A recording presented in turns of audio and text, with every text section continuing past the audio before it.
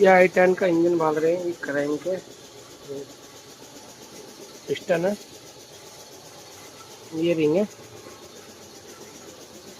इधर लकड़ी गुड़ पर रखो, पूरा उठा इसके बोल टाइट करने पिस्टन में, उठा उठा उठा ले भाई। हाँ, ला बाहर टूल ला। ये है गैसकेट लगाते हैं, ये साइड पर नेटवर्क ठोका आ गया, ये देखो ये